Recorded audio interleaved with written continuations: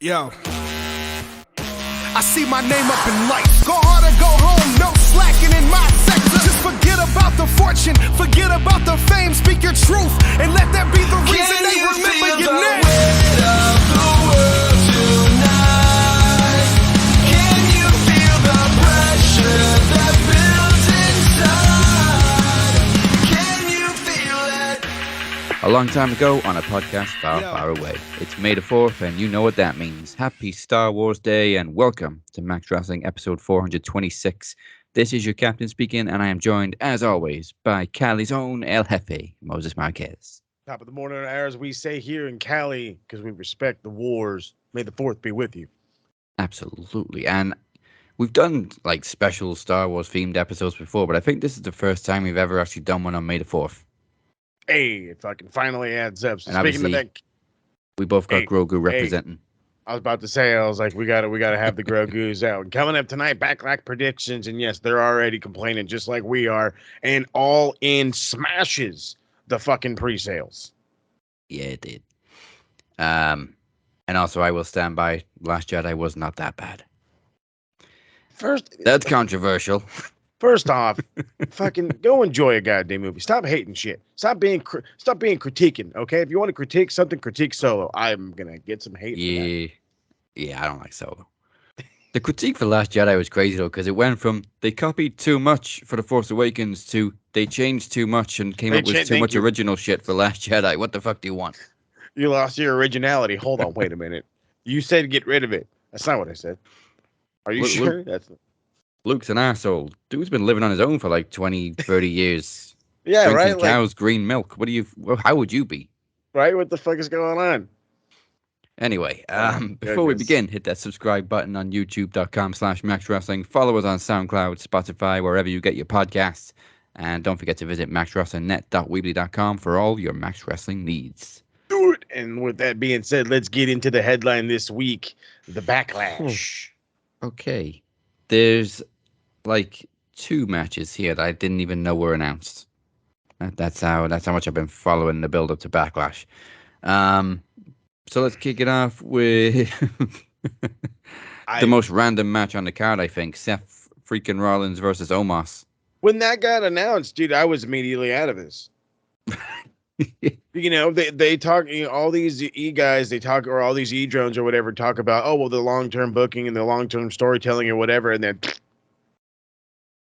literally just fucking poop right there for you. And it's poop because what is the advantage of anybody out of this match? What is the point? What are we getting out of it? What are they getting out of it? Literally never crossed paths before. Not a once. But are they going to be in like Puerto Rico or something? Yeah, they're in Puerto Rico. Okay, so then that makes it worse. You're giving like a nice international spot to fucking Omos. Apparently, well, obviously Roman's not working this pay-per-view because why would he? Shit. Come on, why wouldn't you though? Puerto Rico, you're gonna tell me you don't want to go to fucking Puerto Rico? He's probably gonna be backstage hanging out with the Usos. And Solo. I would hope he's at least in the building. Yeah. But apparently, WWE Creative shot down Vince's idea, which is something I never thought I'd hear. Let's fucking go, Creative. Of somebody he pitched to challenge Roman for the title at Backlash, and God only knows that had to be Omos. Oh God, I threw up like a little bit in my mouth. Why? What has this big nerd done to garner any fucking attention? Any, let alone a fucking title match against Roman Reigns. I shit on the cat on a regular basis because I'm sick and tired of him. But again, you couldn't just put anybody in there with the Bob Backlunds, with the Bruno Sammartinos, because the house wouldn't sell. Mm-hmm. You're going to fucking Puerto Rico, homie. You're going to give me Omos? Most of them motherfuckers don't even know Omos. They watch fucking less than we do. Hey, Bad Bunny's on the card. Let's go. That is literally the reason why it's probably sold out. Right there. Fucking Bad Bunny alone. There's going to be more females in this crowd than there has ever been. Um, yeah, Omos is clearly a Vince guy. Like No shit. he's a giant. Okay, but what He does he is. do? Well, but he's a giant. Yeah, but what does he do? I know we had like a time period where we didn't mind him, but I mean like it's one of the it's like when we don't mind you, okay, cool. Here you go. You take a bunch of them, eat him. Like keep taking more, or like you get a little plate of food and your nana, your grandma, whatever the fuck you want to call her, just keeps fucking feeding you till you pass out. This is what it is. It's like, okay, Yeah, cool, like it was nice, like thanks, and just fucking keep it going. I don't ever want to eat this ever again. It whatever. I mean, that, but he reeks of early '90s for me. That's what kills me. He reeks of early '90s. Vince really wants another Psycho Sid. He really does. that's the thing. I don't mind Omos. We've certainly Yep. seen he's no great Yeah. Khali, that's for sure.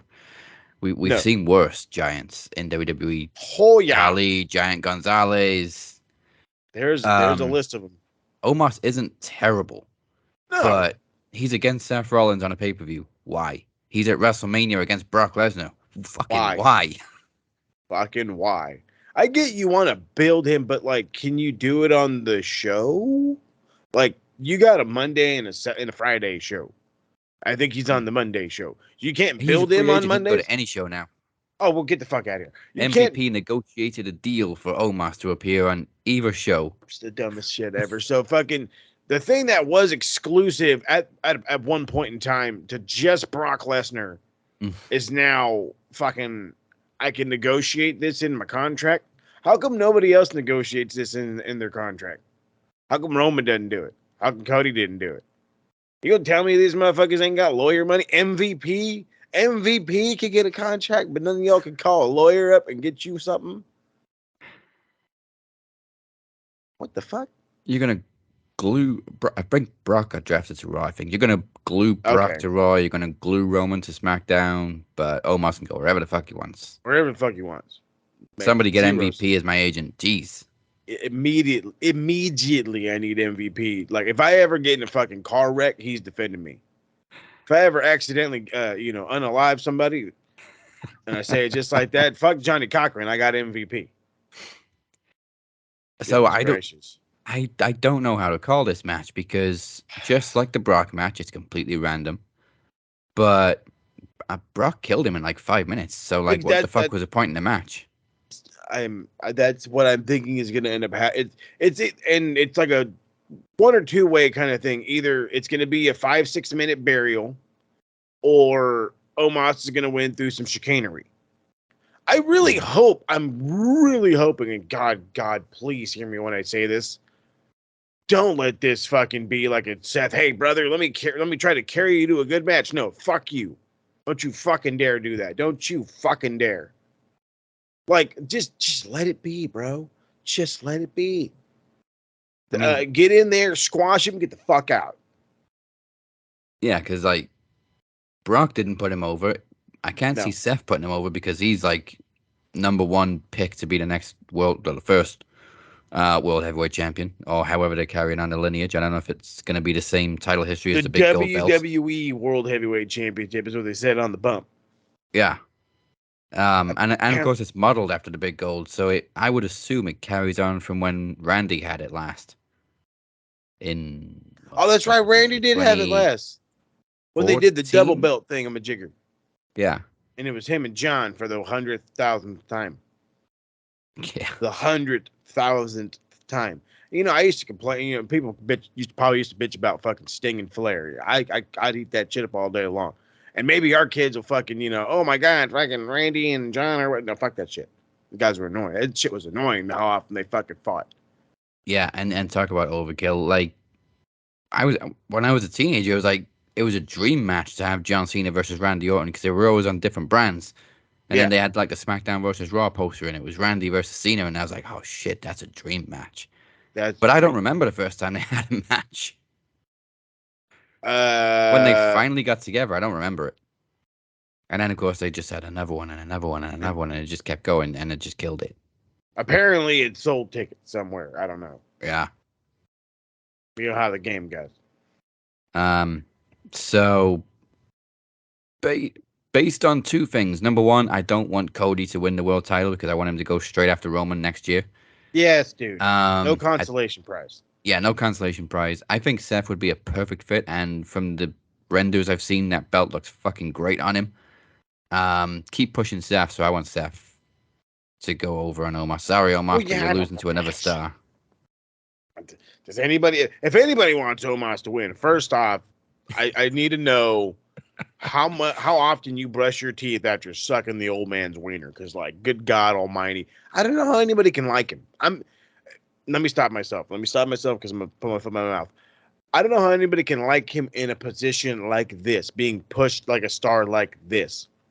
He's a mid-carder. You know what I mean? Can he get some attention? Sure. Do it on the fucking television show, though. Don't push him here. So, yeah, Seth's going to go over. You know what? I don't hate the idea of him winning the fucking big gold. I like it. I like it a lot, actually. If you really need somebody else to carry your other brand, it's fucking Seth. Yeah, and he's over as a motherfucker. He's always been over. God Um, damn. I phrased that pretty wrong too. I want Seth to. I predict Seth to win. We all want Seth to win. Right? Yeah, we all want Seth to win. I'm predicting that he's going to win. Yeah, going with the gut. What we got next? Let's do a title match. Triple threat for the U.S. title. Man, Fury's getting stacked with challengers. Fury versus Bobby Lashley versus Bronson Reed. See, this is how you're making the star. This is how you're doing it. The way that this kid had a whole persona change after losing the U.S. title, and goes in, beats John Cena at WrestleMania. Now you got a fucking match against Bobby Lashley, and then now there's a little bit of push at Bronson Reed. So you're taking on some hosses, Yeah, looking real good.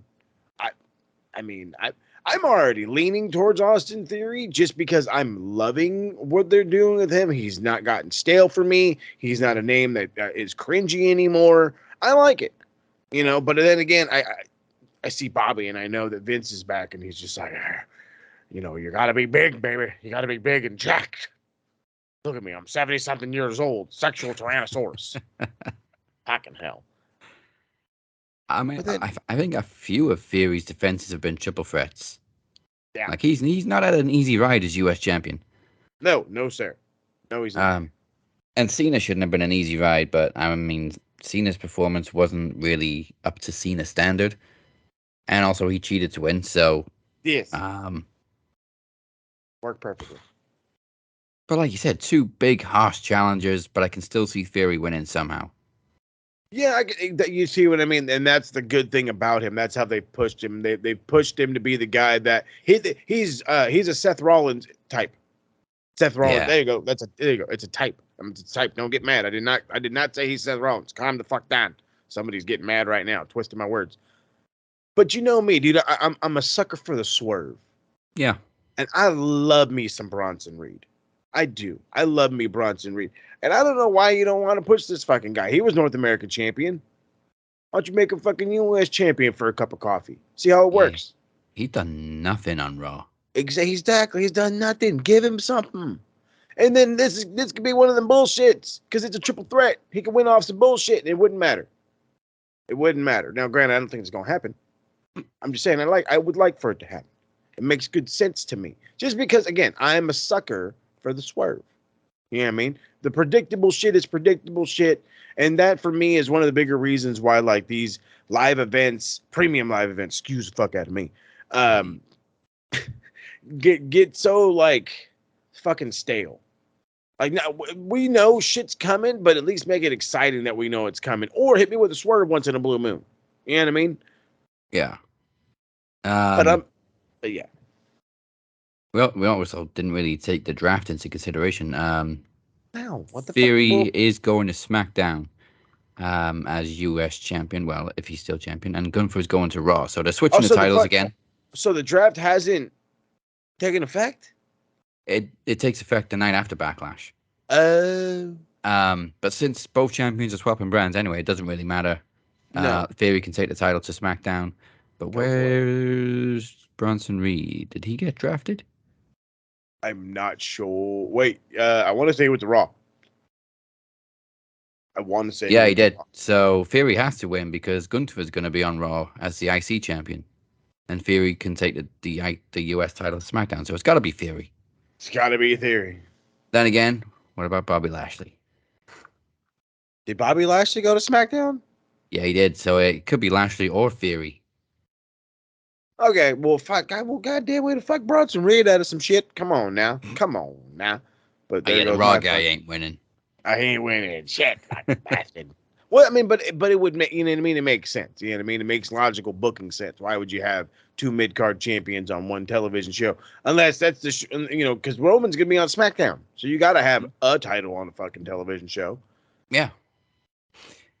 But the question is, do we take the big buff man or the not so buff man, but still kind of buff man? I don't know. I'm stuck with the Austin Theory move. Bobby Lashley. Yeah, that's really made me think twice. But Yeah. Theory can win through some chicanery and then continue feuding with Lashley on SmackDown. Yeah. There you go. Bingo. So I'm going to stick with Theory. Same. Again, it makes too much sense. You can plot it out. You can stretch it out, push it to television, maybe even to the next live event. Yeah, which I think is Night of Champions. Ta-da. In Saudi. Oh, fuck. Yeah. Roman's definitely working that one because that's the day he hits 1,000 days as He champion. has to. He sees the fucking checks coming from Saudi, and he's like, I need to show up. I can buy everybody in my fucking family a house. Yeah, no fucking shit. We all could. God damn. I could buy Paul Heyman's family a house. Fucking A right, bud. Even though Paul Heyman can buy his family a house, I can buy a bigger house. Right? Let's go 6-man tag. Matt Riddle, Kevin Owens, and Sami Zayn versus the Bloodline. God damn, this is some fucking... It's like PWG versus WWE all over again. I love this. Yeah, and this story seems to be never ending between Sami and KO and the Usos. No, but then again, it's like I want to say it's not been bad. No, I've been on the outside looking in, but while keeping my eye on it, it has been a story that has been going for a minute. It was before Sami was officially brought into the bloodline, the whole camaraderie he had with Jimmy and all that fun stuff, and then how they betrayed Kevin and how we're going back and forth. So this thing's building like a whole fucking almost going on a year now. Yeah, which is I'm liking that part. So that part's fucking thumbs up to whoever did that. Probably Trips. Thank you. Somehow keep it going. Fucking if you can lock the old man in a fucking janitor's closet every fucking week, figure out how to do it. I'm sure there'll be some guys that'll help you push him in there. But then I've been seeing how Solo is he is officially Roman's right-hand man. yeah. He's officially the enforcer, and he's playing big cousin, big brother, or I would say big brother because they're all fucking brothers. And because of that, he's ready to kick the fucking little bros out. Even though, is he the big one or the little one? I think he's the oldest. Solo? Yeah. Fuck, well, that'd be funny as shit if he was the youngest out of all of them. I always thought he was the youngest. If he is and he's bullying them, this is the best shit ever. And I did not realize that, and I'm loving it more. Please tell me he's the youngest brother.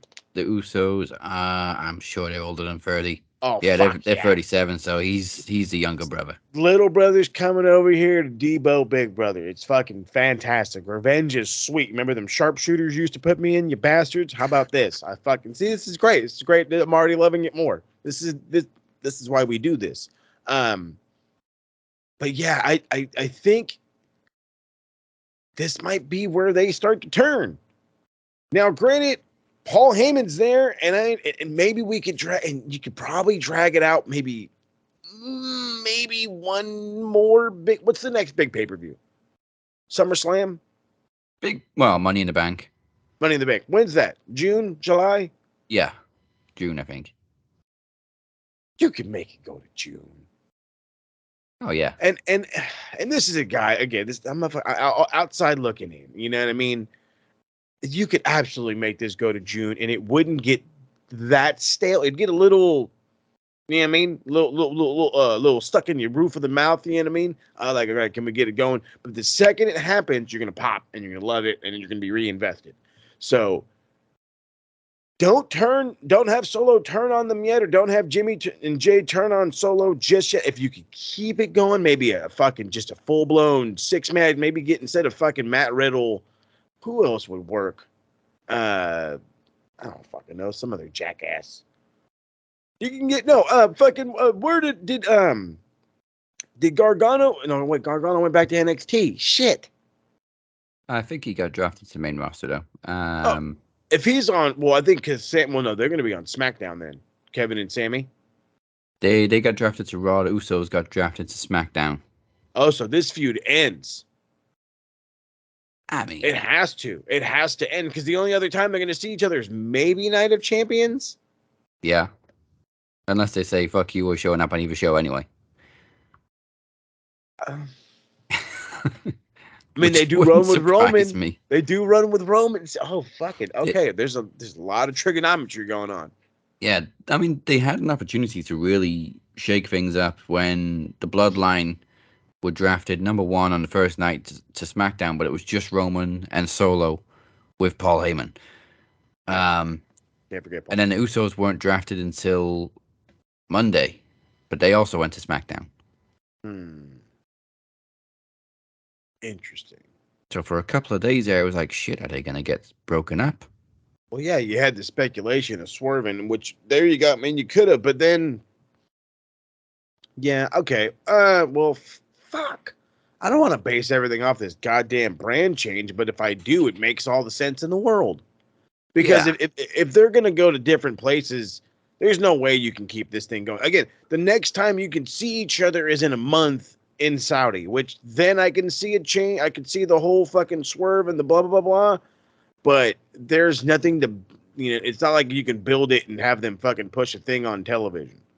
They're going to have to figure out how to do it on their own shows. And the only way to do that is have a blow off. So maybe this is the start of the turn.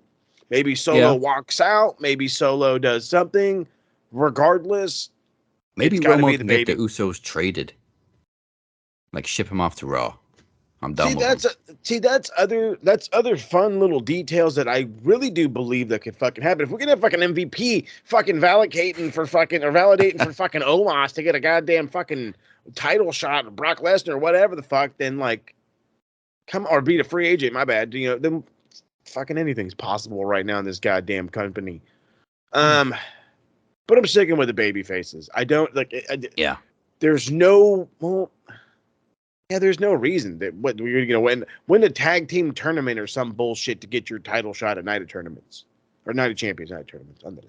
There's definitely some dissension between Solo and the Usos, which leads me to believe that one of them is gonna slip up in this match, and Solo's gonna be very unimpressed. You know what? I could see that too, and have it just be like a thing that is smoldered over for a week, and hey, they keep them out of the meetings and all this other bullshit all the time, and how they're having a meeting. Solo and Roman are having a meeting. I was like, what the fuck? Goddamn Paul. All right, so far matching predictions. Let's go to the SmackDown Women's Championship. Rhea Ripley defending against Selena Vega. So you want to keep matching, or come on? Okay, I think we're gonna. I think we're gonna have to. Come on now. Let's keep it funky. Selena Vega, love her to death. I do. Has the LWO at all won a match since it formed? I think they won one on SmackDown. Maybe one. Yeah, I was gonna say I think they won all of a match. But then again, we're talking about fucking Rhea Ripley. Okay, I get that they're still building this feud. It's obviously the females of the group. Blah blah blah blah. But fucking Selena Vega, really? Like she's just not. She was the manager that they made a fucking wrestler again. You know what I'm saying? And we know what she was, and she's better as a manager and the whole everything. And it's also Rhea's first title defense. Oh yeah, because she's gonna fucking lose in her first goddamn title defense. Come on, She, bud. no, she is like, I mean, she was the overall number one pick on Monday for Raw. Well, I would So think so, man. she's a hot commodity right now. She ain't dropping that title to nobody. Fuck no. Well, And not anytime fortunately, soon. Charlotte's gone to SmackDown too. Oh, thank you, Jesus.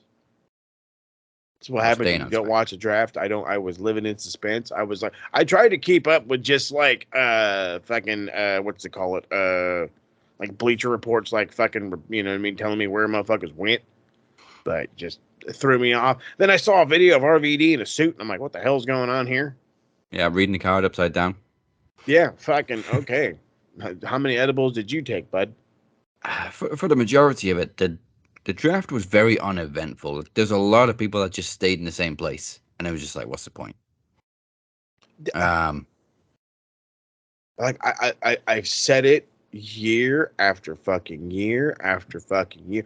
Even if you're gonna do complacency, like where people stay in the same place, make it worth your fucking time. I've already said it on plethora of episodes in multiple years. Look at how the NFL draft is. It is a 3-day fucking event.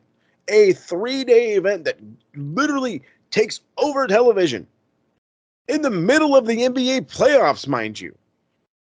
It's fucking still one of the, it still was one of the hottest things of the weekend, to the point where, you know, it takes over not only Twitter and all of other social fucking media, but everybody's watching it. It's at every sports bar. It takes the fuck over. Now, granted, I don't think that the fucking WWE draft is going to get that far, but if you took it as seriously as they took that, maybe we'd care more. Maybe these people would yeah, feel a little bit more important. You know what I mean? Like I said, make fucking, you guys are like, where's the television writers? Hire one of the writers that fucking helped write the movie The Draft or Draft Day, and fucking do it like that. And just have one day where, like, when you guys want to do the draft and have it just, you guys want to fill the whole day full of bullshit fucking video cuts, have yeah, Triple H on the phone with whoever's in charge of SmackDown or whatever. Like, you know, I know you got the number one overall pick, but I'm trying to get the number one overall pick. You know what I mean? There's somebody in particular. Go above and beyond to go get one guy. I'll trade you 4 dudes for this one guy, and have it be like, and this is where the E part comes in. You build the shit out of it. You fucking trade. Here we go. Fucking we said Bobby Lashley, Austin Theory. They're on fucking Raw, right? SmackDown. SmackDown. Okay, so perfect. So hey, look, I'll fucking trade you fucking, you know, fucking 4 nerds for fucking Bobby Lashley. You know what I mean? Give him like just 4 whatevers. No, that doesn't work. Blam. You know, hangs the phone up. Bam. Okay, let's have a dumbass match. Okay, what about this guy and this guy? A fucking shitty tag team that nobody gives a crap about. Are you delusional? Hangs the phone up. Okay, you know, then it makes, like, just make it worth our fucking while. You're supposed to be drama. This is supposed to be an entertainment kind of a show. Make Yeah, it drama filled. You know what I mean? Just just do it just to, like, bring over fucking Solo Sequoia. You know what I mean? Be like, all this number one overall pick, it's Solo. What the fuck? You couldn't get, you could Roman, anybody else, and you picked fucking Solo? yeah. I have a gut I feeling. mean, technically, he was a number one pick because they drafted him as Bloodline, but There you go. I haven't really enjoyed a draft for a number of years because they just It's the get same. random people, or they get Stephanie one year to announce all the picks. I'm just like, who the fuck's making these picks? There's no GM of Raw. There's no GM of SmackDown. Adam And Pearce is doing both shows. we talked about that last week too. Yeah, who's making the picks? I mean, Nobody. one year they did say it's Fox versus USA, which kind of made it Well, pretty cool, and again, and it made sense. that one year they had the fucking war room and they used the stupid NFL robot and they tried. And they fucking tried, but they did the, that looked good enough. No, you should have did more. You should have tried again, the trade ideas, the fucking just something stupid. You know what I mean? Have somebody not be able to pick in time, have their timer go out, and have Stephanie, especially back then, have Stephanie fucking run out. Oh, you took too long. It's our pick, and we want this guy. What the fuck happened? We lost the pick. Well, yeah, you took too long. And have the fucking new GM have it be Adam Pearce. Ah, fuck, I didn't know this was the rules and this and that. Drama filled. Make it a show, baby. It seems like the main reason for this draft was to move all the champions around because they pretty much all got moved around. Well, Roman was on both shows anyway, but now he's glued to SmackDown. Bianca switched shows with the Raw Women's title. Rhea didn't switch shows, but the title switched shows. The mid-card champions both switched. The tag team champions are now exclusive to SmackDown, even though they were both on separate brands. Right. And they're probably going to get split now. We need have to. a Raw tag title and SmackDown tag title, but we said this because they have the both belts, so it's like you're gonna have to have your own tag champs again, guys. I hope make it work. No, not hope. It fucking needs to be like that. It needs to be like that. If you're gonna do a goddamn brand split, make it a fucking brand split. Yeah, I mean, they're definitely splitting the titles, but I hope what I read was true and that they're not calling it after the show anymore. It's going to be like WWE Tag Team Champions and World Tag Team Champions. Same with the women. Have a WWE Women's Champion and a World Women's Champion. Because almost every draft, the Women's Champions switch. And then they got to do that stupid belt swap. Yeah. I mean, it works. It works. That way you don't have to fucking, change up names or do something. Yeah, just the world's women's champion. Oh, the WWE. Oh, what the fuck? I mean, it's the dumb little difference. And maybe, I don't know, maybe like 5 years ago I would have bitched about something like that. But fuck it. Well, you're at a point right now where you need to figure out a difference maker. You need you need a brand split. You need something to help. I'm really looking for a proper word here. You need to figure out how to fucking separate the two. You really need to. And if it's, the Raw is the more wrestling side of it, so you use World Championship kind of shit, and the fucking entertainment side is more Fox based, so you use WWE. I fucking wrote it for you. There you go. Then do it. Yeah, that's how it used to be. Raw was World, SmackDown was WWE. There you go. Wait, well, that's right. It fucking was. That's back when that's right. You're 1,000%. Yeah, and Raw's got the World Heavyweight Champion now. Ta-da. Go back to the old days, baby. So before we do I think we've done final picks on that, actually. KO, Sammy, and Riddle. Yeah. We're on Rhea and Zelina. Obviously, we're both picking Rhea Ripley. Come on, bud. But interestingly, was Trish got drafted, which says she's not around for the short term. She's literally on the Raw roster right now. Huh?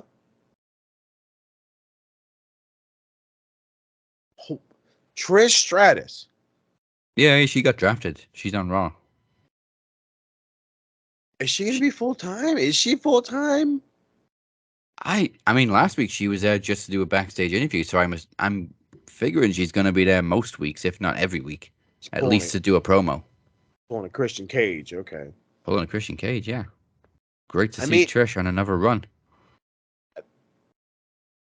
Go for it. Go for it. I'm not even going to say nothing no more because let's look at the dynamic of professional wrestling for a second. Who is Becky Lynch's tag team partner for the women's tag titles? Lita. Okay. We had Trish come back, which was huge. And I hate bringing these motherfuckers up. Who's some old heads getting a lot of attention in AEW? Jeff Jarrett and fucking Billy Gunn. If it works, it works. Okay, I'm officially at the point where I can hate you for your gimmick and then this and then that, but when you work, you work. Yeah. And Billy fucking Gunn. Wow. Are you kidding? Like, he's over as a son of a bitch right now, and it's crazy. And they're able to fucking have him over while wrestling, an even fucking crazier factor. You have fucking Trish Stratus looking like a goddamn return. And you know what, dude? I'm all for it. I'm all for it. Look at all these people coming back, all the injuries and all the people from back in the day where they said, no, you're done. They're coming back for a mild run, a something run. Using that name value. I fucking love it. Just blew my mind to find out that she was drafted. Holy shit. And of course, she's on the same brand as Becky. Well, hey, what do you know? So, yeah, that's... let's move on to another match then. We only got a couple left. Bad Bunny versus Damian Priest in a San Juan street fight. San Juan Capistrano. Oh wait. Well, come on, bro. Fucking. You know what? If Bad Bunny loses, they're gonna riot. They are gonna riot. Like I said, there's gonna be more females at this goddamn show than there's ever been at any live wrestling show ever. And again, if Bad Bunny loses, they will fucking riot. It could be like ECW all over again. If RVD loses, we riot, but they'll fucking do it for real. Fuck the rest of your show. Fuck your whatever matches you got left. God damn it, Bad Bunny lost. We're fucking angry. And then at the same time, it's fucking Damian Priest. You know what I'm saying? It's Damian Priest. If and I'm gonna say like if Bad Bunny is gonna wrestle more than once, if he's gonna lose to anybody, it's gonna be to Dom, and it's gonna be a fucking even more giant momentum pusher for fucking Dom. Yeah, I'm really surprised this isn't a tag match because the night after Mania, I thought that's exactly what they were setting up. It looked obvious to me that they were gonna do Ray and Bunny versus Priest and Dominic. Yeah, it felt that way. But find it. Oh, singles, I'll take it. Damien and Bunny are supposed to be really good friends in real life, so I wouldn't be surprised at Priest, giving him a rub, putting him over for a street fight. So yeah, I mean, Bunny seems like the obvious choice.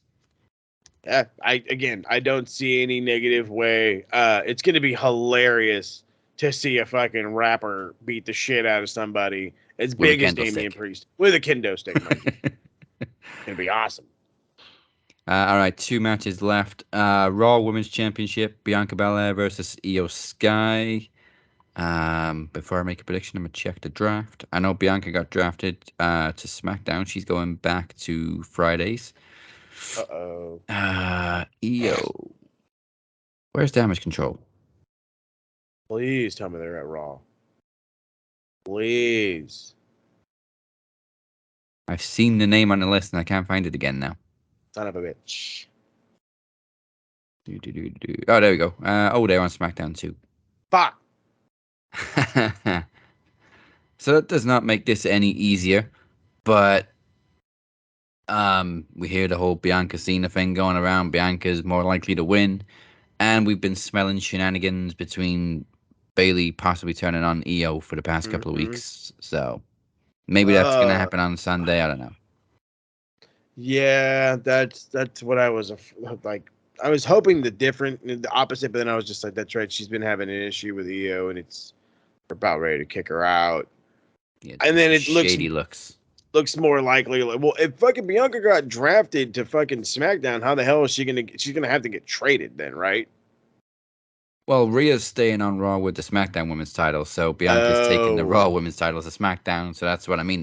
They gotta change the name because I don't want to sit through another title swap segment. Yeah, fucking annoying. Which we'll probably get anyway. It's gonna have to be Bianca, just because I'm sure we're setting up for Bayley and Bianca, and that's probably when Bianca finally fucking loses. And we're not saying it in a negative way, like it's oh my god, but it's like you've had opportunity after opportunity to move on to crown somebody else to keep momentum going. It's not that we hate Bianca; it's the fact of when you make the title stale, the champion becomes stale with it. You know what I mean? It's not like we need to keep it super fresh. Don't fucking, it doesn't need to be interchangeable. Don't give me a new champion every month. But it's when an opportunity presents itself to crown somebody new. When an Asuka has fucking gone back to her ways of fucking, Japan coming out like fuck, you know what I mean? Coming out her old way. Like, you know what I mean? Like, fucking, we need to do something about it. You need to be able to crown her and let her be that person and let her go with it. And maybe then I bet you there'll be some fucking merch sales along with it. But no, you wanted to keep on with the family friendly Bianca Belair, which is totally understandable. And considering the company, totally understandable. But then again, as much as it worked with John, did it really work with John? For about a year. There you go. I think the breaking point for Cena was when he made Sabu, of all people, tap out to the STF. I try to forget those days. In an Extreme Rules match, mind you. Don't remind me. Asuka's also been drafted to SmackDown, so that's an interesting one.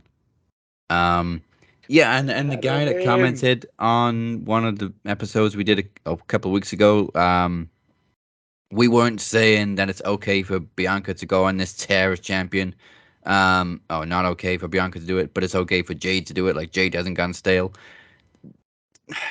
You can't really compare the two because Jade went from green as goose shit to literally improving in front of our eyes, whereas Bianca came in with all the talent in the world, super over in NXT, and she's been pushed to the moon. Twice. Yeah, and this is also like her third reign, I think, on the main roster. It's not like she's had this title and just kept it going. That's exactly. There's a difference, and that's what we mean by it. It's not like we don't like Bianca. It's not like we don't like Bianca. It's not like we didn't like John fucking Cena.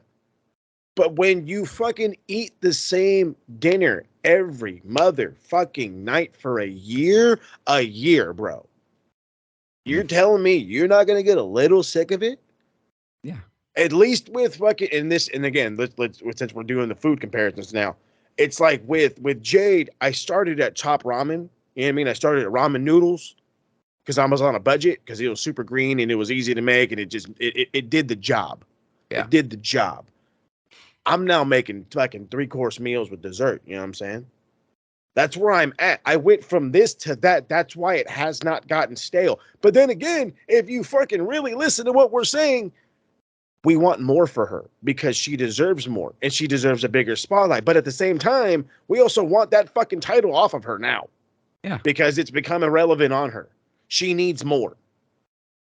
She's done everything she can as CBS champion. Exactly. That's why with Bianca, it got fucking stale. She's done everything with that title 3 times. So going Bianca to retain, and it's got to be Bayley who eventually ends this reign. Maybe SummerSlam. That would have been. Oh, she won it last year's SummerSlam, right? So it would have been it'd be a full year. There you go. You're welcome. Which brings us, but maybe H's, to probably the main event. Cody Rhodes versus Brock Lesnar. Oh, fuck me. Okay. When did we start jobbing Brock out? When did we start jobbing Brock out? I mean, poor guy had to fucking deal with dumbass Omos for fucking WrestleMania, the biggest goddamn show of the fucking year. And, you know, now he's having somewhat of a meaningful feud with Cody, and it makes a lot of sense. But at the same time, it fucking doesn't. It feels very John Cena of fucking yesteryear. But it's a stepping stone, right? You got to beat a monster to move on to the title. We don't have a giant you can beat. Well, that's bullshit. You know, I really don't think he wants them to fucking beat Omos because, you know, it's goddamn Cody Rhodes or AEW, pal. I don't think he can spin him for a Crossroads. That would be disgustingly bad. It does feel pretty soon to go from Mania with Roman, that massive downfall straight into Brock Lesnar's mouth. And it just came out of nowhere. Like, Brock turned on him out of nowhere. Mm-hmm. I'm still not quite sure what the reason was. Because he's Brock Lesnar? I mean, I don't know. But I'm with you. It was like, he was like, hey, bro, you want to be my tag partner? Sure. And then fucking just beat the shit out of him. Hey, wait a minute. And yeah, the stipulation also was whoever teams with Cody can never challenge for the WWE title again. Well, nobody forced Brock to be his partner, so he didn't have to step up in the first place. So what was the reason for him turning on Cody? He could have said no. I don't think he was even asked. He just walked out. Goodness gracious. But yeah, this is a stepping stone on the climb back up to Roman, which we assume is happening. It just feels like maybe this should have been a little bit further down the line, maybe SummerSlam. Because this is a B pay-per-view. Sorry, PLE. Yeah, PLE. And it's a pretty big match for an event like Backlash. I mean, I wouldn't say it fit a little better on the Saudi card, but I mean a tad. Yeah, at least Brock would have got paid more for that one. Facts. I mean, I get it's an international card and the other nonsense, but yeah, this is a huge match. In retrospect, it's huge because you have to rebuild Cody. Whether you motherfuckers want to believe that shit or not, Cody has to be rebuilt. He has to be redone, represented as a main event champion to go beat Roman at whenever he decides to fucking beat him, or whenever they decide they want him to beat him. And like we said last week, he has to win the Rumble for that to happen because now he's on Raw, Roman's on SmackDown. Mm-hmm. Yeah, so now he has to win the Rumble again. Yeah, but again, it's not the first time there's been back-to-back Rumble winners. Well, it used to be a fucking prestigious thing, and now it's fucking everybody's, fucking Tom, Dick, and Harry's fucking done it. I think Randy's done it. Stone Cold was the first. No, wait, no. Hogan Hogan was the first. Sorry, Hogan was the first, and then I want to say Shawn. Yeah. And then Steve, and then it became a fucking gimmick. Like Randy's a 2-time champ. I want to say John's a 2-time. I think Steve was the last one to win it back-to-back, though. Oh, that's true. There was a few years between Randy winning it and a few years between Cena winning it twice. That's true. But yeah, this would be the first time since 2001 that somebody's... No, wait. He did win it 2000. First time since 98 that somebody's winning back-to-back. Woo-wee. Okay. Then fuck it. Let's go. Fucking ride, baby. I'll drive down them Cody roads. And I don't want to hear nobody complain that Cody's won it back-to-back. Because half you motherfuckers weren't even alive the last time somebody won it back-to-back. More than half you some bitches. Don't even give me that shit. Y'all don't even know what millennium means. It means Jericho, right? So final prediction, it's got to be Cody. You need to build him back up, like Moses said. And I'm sure Brock doesn't mind taking an L for a good payday. Fuck nah. He'll do it. All right, so those are Backlash predictions. And now let's go back in time for this week in wrestling history.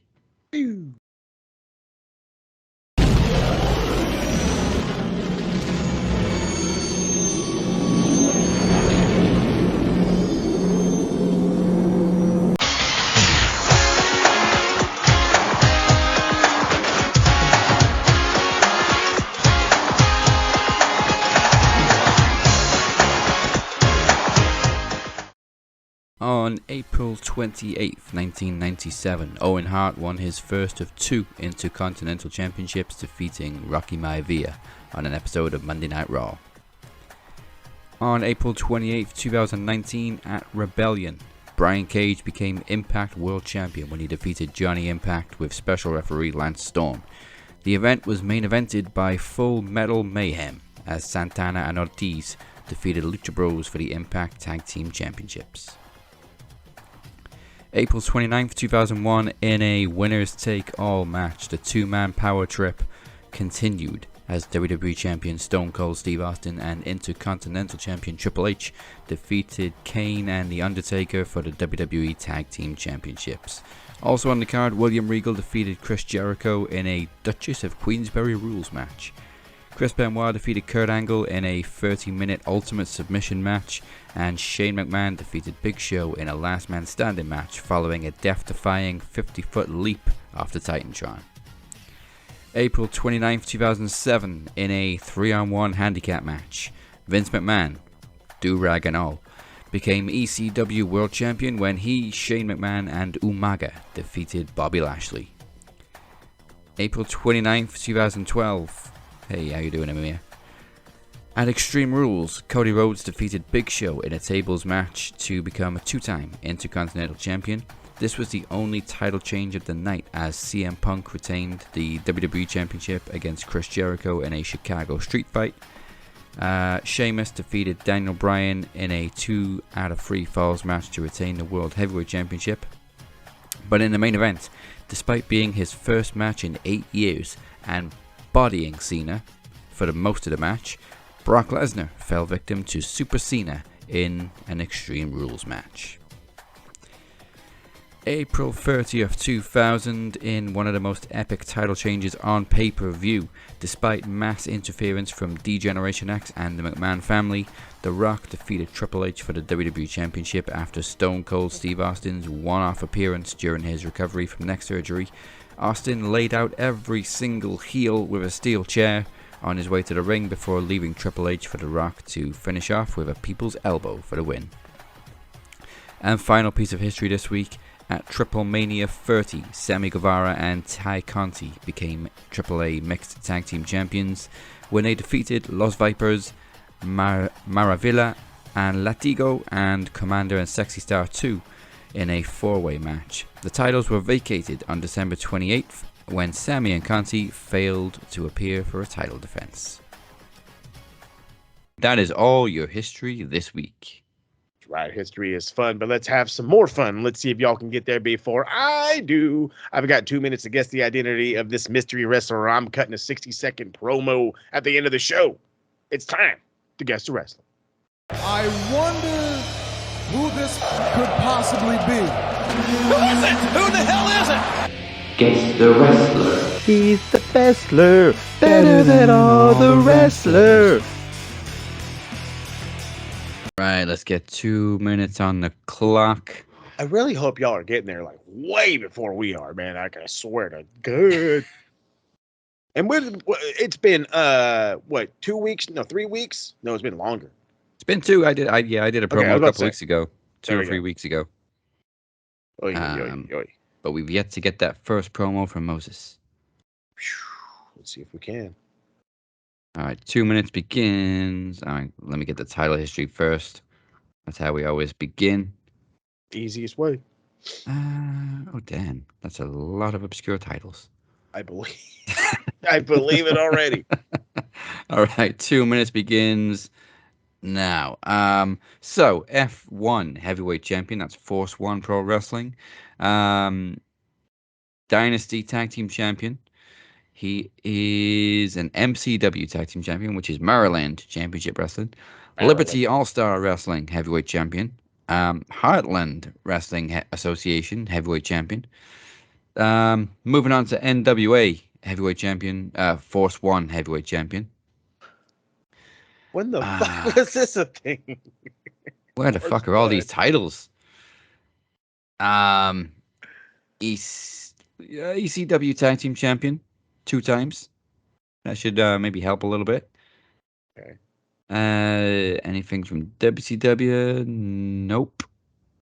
NWA World Light Heavyweight Champion in NWA New Jersey. Let's see. Pro Wrestling Express Tag Team Champion. Tommy Dreamer?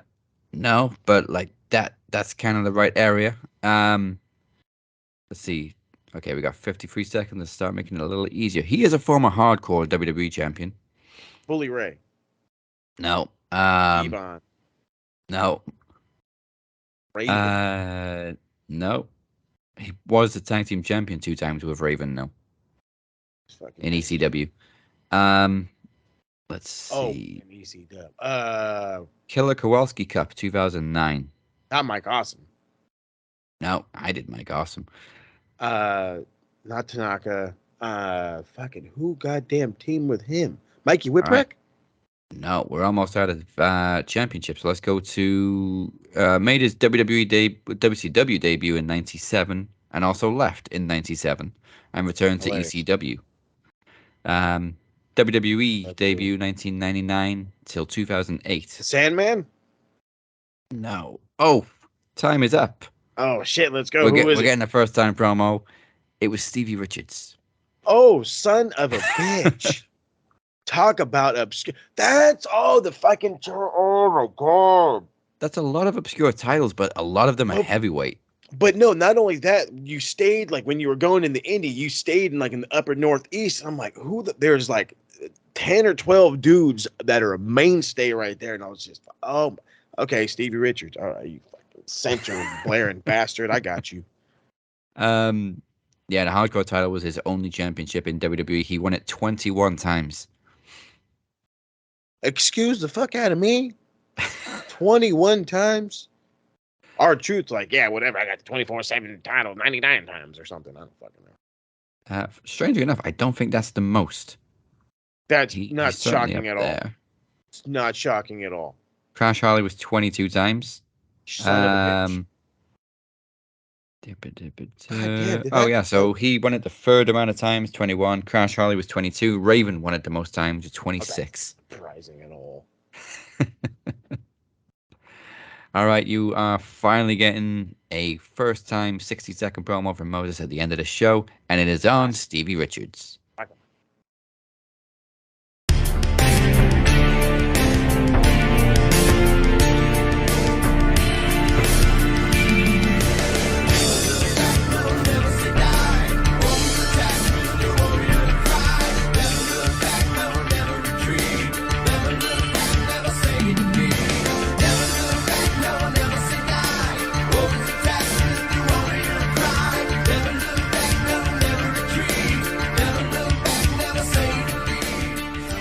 Welcome back to the Cap and Mo Show on this very auspicious Star Wars day.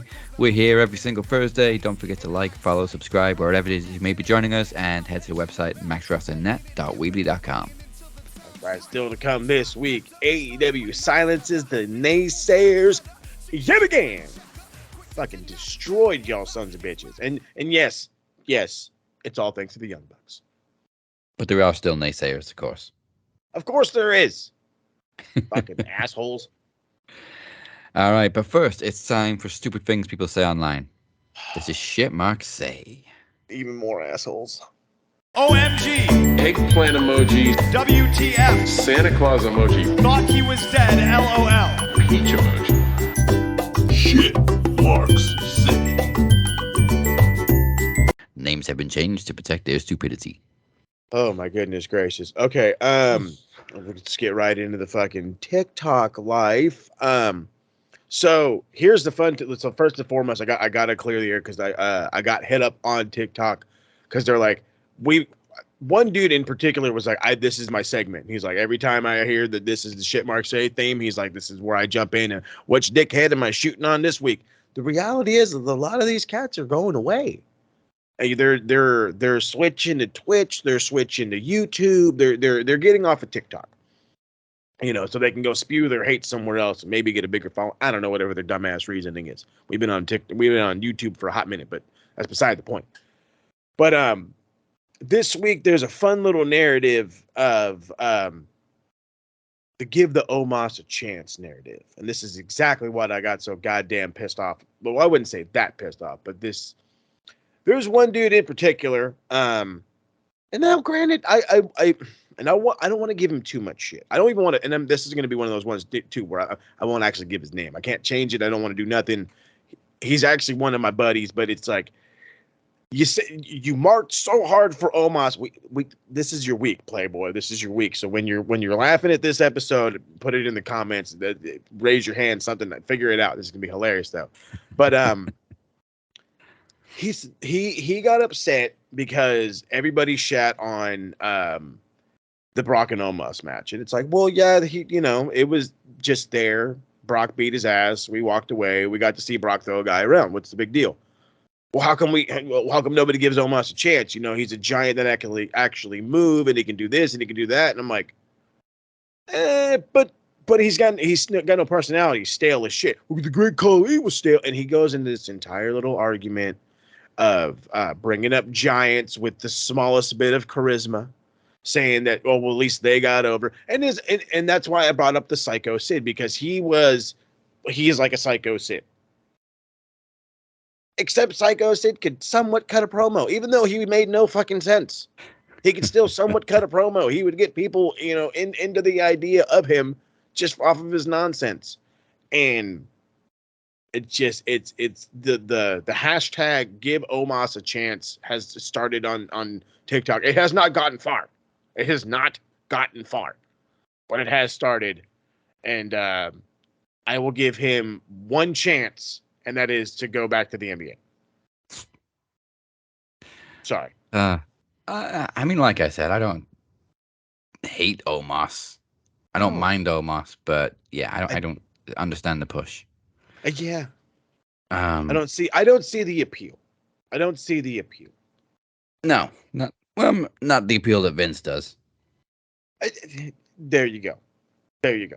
All I see is a giant. All I see is a giant. And again, if this was 92, 93, 94, go for it. Push them to the fucking moon. All right. On Twitter we have first Angel Trevor Phillips 08. Bam. Just looks like Trevor Phillips. Oh. I was like, that's weird, but all right. Makes sense. This is another week of a response to a tweet from JD from New York, everybody's JD's favorite killing it. ranter, Love him. who commented on AEW selling 35,000 pre-sale tickets for All In, even though that number grew afterwards. Mm-hmm. Angel responds, that number isn't confirmed, apparently, and even if it was, that's barely a quarter of the stadium filled. I'm going to stop you right there. It's more than a quarter. It's over a third, actually, but okay. Tony Khan made a horrible business move by booking Wembley Stadium. I don't know if there's enough AEW marks to crowdfund the money to fill up Wembley. Oh my God. Buying tickets is kind of what they... You don't need to crowdfund. They're paying money for the tickets. That's literally what they're doing.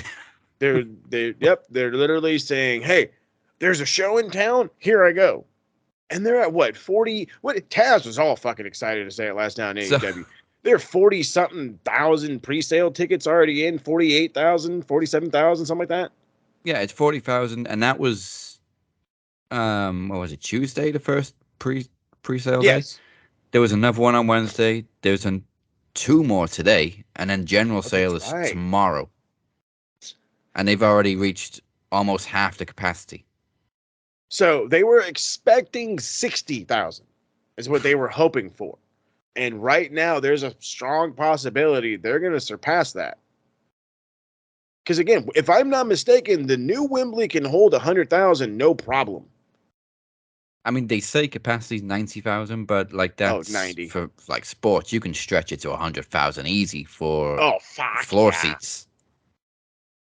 Oh hell yeah! For a fucking stadium show, you can absolutely you can add a lot of seats, 10,000 seats on the floor, probably, easily. Look, because doesn't Wembley also have the biggest football field? Isn't it bigger than all the other ones? That sounds right. It's probably up. It's definitely up there. It's a huge fucking stadium. Yeah. So it's like, you can make it work, bro. You can make it work. So, Angel, get in the bin. You're a fucking idiot. And just a quick fact check. Wembley is the biggest football stadium in the UK, yeah. Bingo. So again, bro, if there's anybody who can bust out more fucking floor seats, it's fucking Wembley Stadium. In all reality, for a wrestling show, if they really got bananas, and I don't think they'll get this bananas, and watch the Young Bucks listen to this or cut a clip of this or something that goes to the Bucks, if they go 100, they could probably go like 110,000 in that bitch, maybe even 120. That's just because of how big the fucking pitch is. That's how big the field is. You can fucking, you know what I mean, riser, and you can have fucking stands like a son of a bitch all over the place, and people will pay money for it. Yeah, you also don't really need a huge stage. No. AEW is pretty minimal anyway. It's just like screens. Yeah, but they're very much like WWE in terms of stages now. They don't have the two big ass tunnels or the chandelier. It's just screens. So they can easily do like a minimal cool stage and have more seats. Oh, for sure. For sure. All right. Oh, gee, I don't actually want to do this one. But next up, we have Bill Spreeberg. I'm not changing the name because you should probably check his computer. So Saraya tweeted out her first wrestling promo pic 18 years ago. Oh. Now, bear in mind, I said 18 years ago was this picture. So what? She had to be like 16, 15, 16? Younger than that. Oh. But that didn't stop Bill from saying nice rack back then too. She was 13 in this picture, Bill. That's wrong. People gave Marty Scurll all kinds of shit. Okay. What? I mean, granted, she's hot now, but this was 18 years Sure. ago. You can't Sure.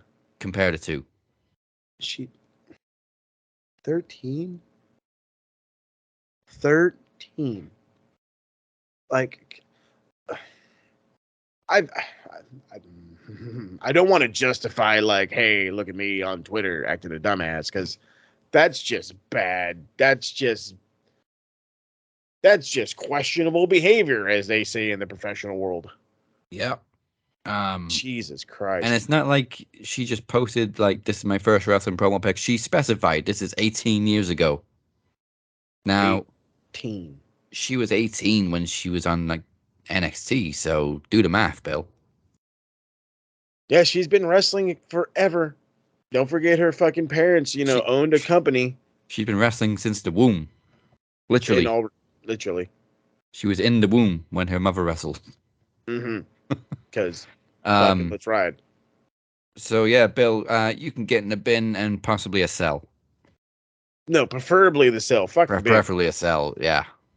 Jesus Christ. There's some things you shouldn't tweet, and that's one of them. But they are marks, and that's the shit they say. Keep your damn thoughts to yourself. Oy.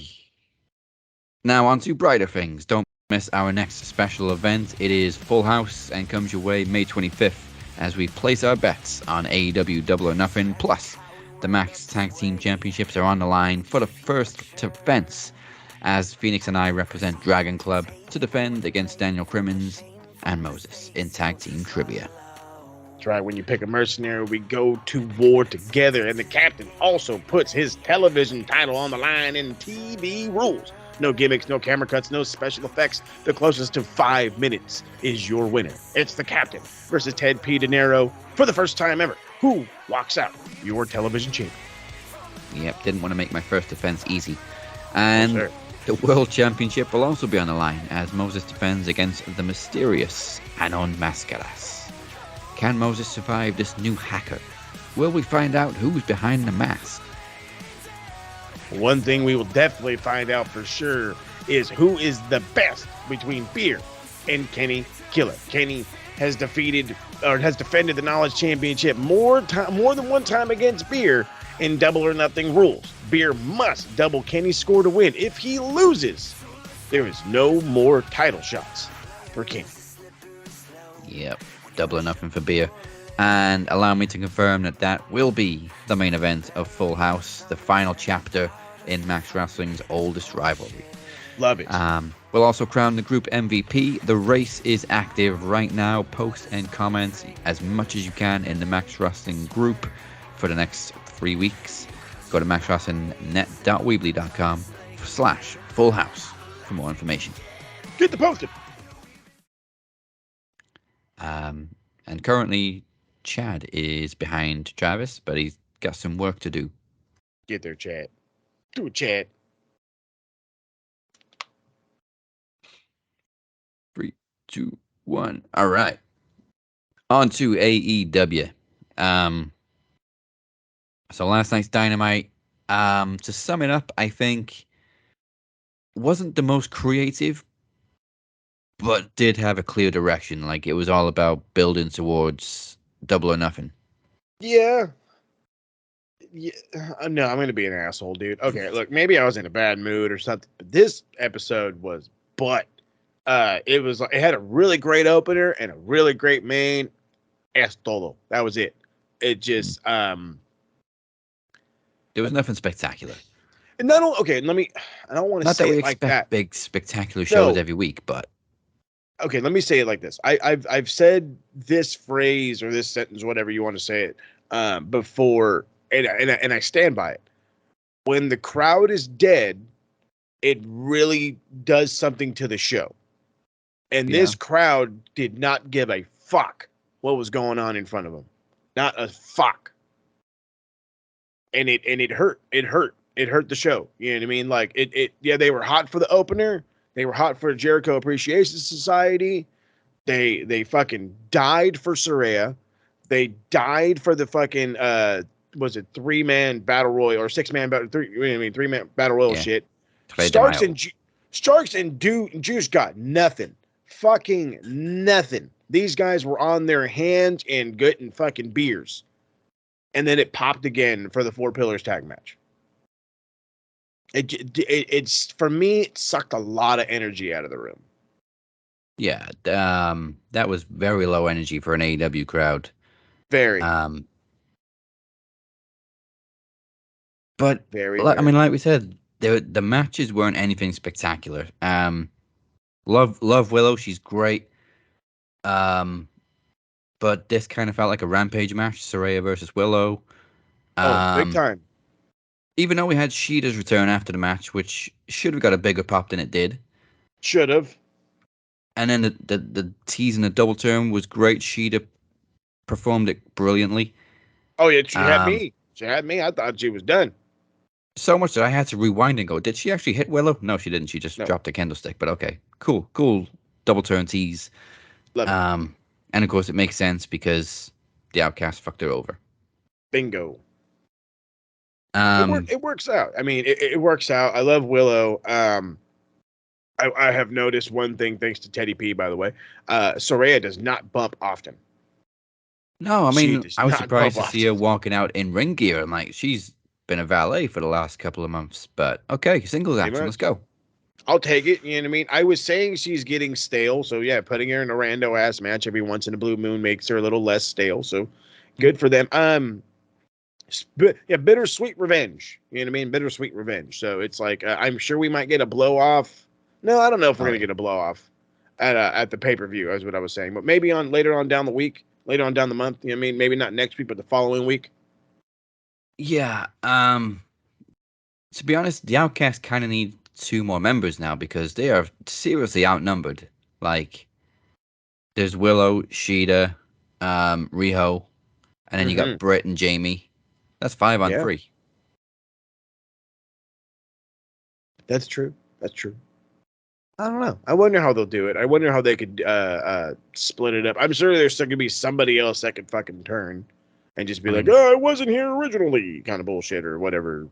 Yeah, so like, who else fits the mold of not being AEW homegrown, but coming from another company? Really trying to think I here. don't think there's any other women on the roster like that. Uh, Maybe Taya, but she's a babyface. is she? Yes, she is. Well, you Jade's kind of a tweener, so I You don't could know. have fucking Ty Conti thrown in there, like just to fucking, you know what I mean? Because she's already a heel. I'm sure they can find somebody or bring somebody in. Yeah, we Sure, got any free somebody. agents right now? Not that I know of. Oh, fucking Dum Dum. Money. Oh shit, yeah. The money. Yeah, who's like the biggest female heel in Japan right now. She is. She really, really is. And Okay, of course, bring that would her make over. sense. Like, she is supposed to be doing a couple of dates for AEW. Rumor mill spurring. Well, this fucking broad wants to do it all and go right back to WWE. It's like, why? Why? She Once you wants have, just don't get it. she wants to do the Drew McIntyre and the Bobby Lashley. Just go to other places, make a bigger name for yourself, and then come back. Yeah, but she wants to do it in rapid time. She wants to set the world record. Like, bitch, take your time. You know what I mean? Like, Drew McIntyre was out for a minute. Okay, and then he didn't get relevant for about 2 years into his indie run. Like, it took a while for people to recognize Drew Galloway.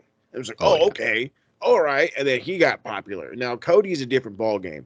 Cody knew what to do, how to do it, because he had all the right contacts. So that's a different gimmick right there. But no, she wants to do this shit in like rapid time. Like, she wants to be back in fucking WWE by next year's WrestleMania, and it's like, why? Like, slow down. I bet you she's gonna end up liking working for AEW and not want to leave for a little bit, and she's gonna fucking shoot herself in the foot by signing like a 5-match deal or something. I mean, it looks to me like she's having the time of her life in Japan. I'm surprised she's not staying there longer. I thought she would. That was my idea as well. That she was totally going to hang out in Japan. It was going to be this thing where she was going to be the American star that came in, invaded, and took over, if you will. not just being a heel, but just overall, this is the women's division ran through me. But she did a run. I mean, if she was to team with the Outcasts, I'm sure she could bring Trinity with her. I don't. Is Trinity a heel or a face in Impact? I believe a face. That's a bit of a snag. Yeah. Plus, in all reality, she's like, I don't know. She, as much as I like her there, and I said last week that I'm happy for her and the whole everything, it's like when I seen her, it already looked weird. Yeah. You know what? Even though it's like a Sorry. smaller venue, Impact's arena, new Impact Zone, if you will, looks beautiful with the fucking whatever the hell it is on the ceiling. It just needs to have a bigger audience. Yeah. But yeah, everything in Impact is kind of shrunk down. Yeah. But I mean, people are still talking about Impact, so they're doing something right. Yeah, that's true. Yeah, they're doing something right. But I mean, yeah, I mean, you can bring Mercedes Moné in, and I mean, because I want to say her match that she had in the States, I think already happened, or no, is going to happen. Oh, that's right. Yeah, it's gonna be strong Resurgence. Wait, actually, I think that did happen. Resurgence? I thought it was in a couple of weeks. Oh, it might be in a couple of weeks. I just know that the Never title already changed hands, or not? Sorry, the Strong title changed hands. That Hikuleo won it. So when I heard that, I figured, oh damn, Resurgence happened, but I guess maybe not. Oh yeah, that's 21st. Got it. Beautiful stuff. Okay, well the reality is that she's in a 4-way for the Strong title, and that's a title that has been featured. Or let me stop myself. The Strong belts as a whole, the Strong title, the Strong tag titles, whatever, they've been featured on AEW television before. So that's a brand I could absolutely see her like wear a belt into. Now, and you could start thinking, there's too many titles. That just makes her, a reputable challenger to anybody. That I'm a champion in a different promotion. That's all that's saying. So I know I could totally see her. What I actually said in the TSK is I could see her winning it, re-signing with New Japan, hanging out in the States, working Strong, and working AEW. Yeah.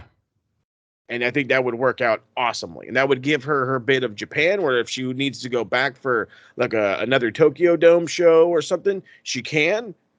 And at the same time, she has the ability to work in the States while keeping contact with all of her people and get ready for her departure to go back to the E.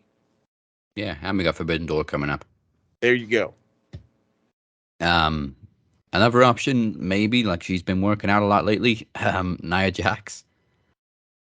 I heard she dropped like 40 pounds. Yeah, and she's a free agent. I mean, she's not like most girls. No, I mean, I think she, as much as I don't really like her, she would fit in the Outcast in that whole ex-WWE. And her and fucking Saraya are like stupid close. Oh, they're really good friends, yeah. They're stupid close, so I could see it 100%. Oh, yeah. You know what? I kind of like it, actually. I'm not a fan of her work, but you know what? Fuck it. Yeah, at least it makes sense. Fuck it. You know what I mean? What did I just say about Jeff Jarrett? As long as it works. If it works, bring her in, shit. No fucking Goldberg. Not fucking Goldberg, though. Do you hear me? Don't do it. Shut up. Shut the fuck up. Like, I don't even know if we're going to get like a 5-on-5, if that's the way they're going, but there's certainly a numbers game. Yeah. And Double or Nothing's in 3 weeks now, so they need to get something booked. I'm sure we got time. We can figure it out. But, I mean, we skipped over the opening match. Like, Team Cole gets the win on JS. All the while, Adam Cole just wants to run up that ramp and beat the shit out of Jericho, and he does right after the match. Well, yeah, but he wants to beat him up because of his badass shirt. First off, I would want to know where to get that shirt, because that shirt's awesome. I mean, I've seen it as pretty controversial with people looking at it like, you can't put a woman's black eye on a t-shirt, but hey, it's wrestling. Jericho did. Brett obviously signed off on it. Oh, yeah, for sure. I can see how it would be controversial, but again, this is wrestling. Yep. Women do get beat up. It happens, unfortunately. And, we are, and I hate to say it like this, we're a tad accustomed to seeing Britt Baker hurt. Yeah. Poor girl. It was okay when her bloodied face was on a t-shirt. You all bought that, motherfucker. Thank you. You sold that bitch out. You did. Come on now. But a black eye, no. I can't stand for this. She had more blood on her face than Steve Austin. That's not the point. Okay. That's where we draw the line. Blood, yes. Bruises, no. How fucking dare you? But Oy, oy, oy. Adam Cole is selling this really well as how much he wants to rip Mhm. Jericho's head off. It's fucking great. I mean, it's obviously Um, going to set up for a match of Double or Nothing, but Yeah. it's he is playing up the baby face like a son of a bitch. Like I don't remember the last time I really seen Adam Cole baby face. Like a true baby face, not a 'cause I would tweener. say he was a tweener at best in NXT. No. This is the was it the fucking Panama Sunrise fucking kid? You know what I mean? This is the kid from Florida. This is what this is. And speaking of that, his fucking gear. I know I give people shit about the gear, but I mean these were some yellow ass yellow. This was some yellow. All right, god This was damn. Hulk Hogan yellow. It was Hulk Hogan yellow. It was bright. It was blinding. It screamed Florida. So I was just like, yeah, he's playing up the baby face, which is great. I love it. Yeah, and the only thing that bugged me after the match, Jericho seemed to forget that the announce table was right next to the stage. Because Adam Cole's fucking running up after him, and Jericho's just stood there looking into his monitor. That's the worst part. He sees the camera changed to fucking Adam Cole running at him, and he's like, shit, he's getting closer. Shit, he's getting closer. Oh, this son of a bitch, Adam Cole. Oh, where'd you come from? You saw me running the entire time. Don't It would have give been me that great shit. if Jericho, while staring at the monitor, could have gone, wait, why is my face on this? That would have been even funnier if like he just stood there Come and be on, like, wait Chris. a minute. Easter But I egg, get it. Chris. He's playing it up. He's playing it up beautiful. Like I love that. The small thing I have to point out is how he like cut the shirt during the commercial, so it was super easy to rip for Britt. I was like, that was a solid ass shirt a minute ago. I swear to God it was. Now it's just fucking tore like it was nothing. Yeah, and I'm surprised she only gave him one slap. Hey, that was a good one though, and he sold it like a ton of bricks. He went down. He got slapped, goes down like a ton of bricks, and he still just wants security to get rid of Adam Cole, even though he's already gone. So, oh yeah, get him out of here. It's like, bro, that car drove away. Get him out of here. But I think she really slapped the shit out of him. I bet. He was red. Well, then again, come on now. He worked in the E for many years with Stephanie, and he probably got used to She getting slapped him a laid few into. times. And he's all, no, just lay it. I used to get my ass beat by Stephanie. He ain't shit. I think Stephanie had the baddest bitch slap in the game. She still does. I'm not fucking with that. First off, I'd be terrified if I was one of her children. I tell you what. I'm No, don't hit terrified me, for Mama. Linda. You know what I mean? Linda took a slap one that's time. right. She did. Oh, still got the concussion. Yeah. Shit, still ringing. Oh, Jesus. So moving on, the Acclaimed won the shot, like we said, in the 3 de Mayo Battle Royal. After the House of Black announced new house rules, which is 20-second countouts, no DQs, and no rope breaks. AKA never open rules. Yeah. Japan. I don't think they officially said like it's the Acclaimed that get the title shot though, because House of Black said they're issuing an open challenge, then we get the Battle Royal. So I mean, logic says the winner of the Battle Royal gets the title shot, right? That's logic. Something we can actually use in this company. But no, I mean, it's obviously their promo was meant to go out to the masses. That was the entire thing. It was meant for everybody to hear it, everybody to know it. That if you want a title shot against these, this is what the rules are now. Yeah, and I like it. I mean, I like 20-second countouts. I've always liked 20-second countouts. They do it in Japan, and it just gives you more time to brawl outside the ring rather than in and out breaking up the count, which is so fucking annoying. Yeah, it gets annoying. Especially when you miss the count and the referee just like 7. Waits about 5 seconds. 8. So, oh yeah, 7. Hey guys, get in here. I told you guys to get in here. Why aren't you in here? And 5 minutes later, 8. Oh, fuck you, bro. That or restarts the count. Oh, I'd really get pissed off with that one. If you go back to 1. Yeah, the referee goes out of the ring to get them. I told you to get back. Goes back in the ring. 1. What the? Like, bro, you got out. and got back in. That don't count. You're not a legal participant. They are. Jesus. I hate it when you got to bend the rules like that. But Yeah, well, they do. because you've got a planned finish. But yeah, 20-second countouts give you a little bit more breathing space. I like yes, it. it does. We mentioned Wardlow. He squashed another jobber. And then we immediately called out Luchasaurus. But Christian Cage says he's got the title shot, Good. not Luchasaurus.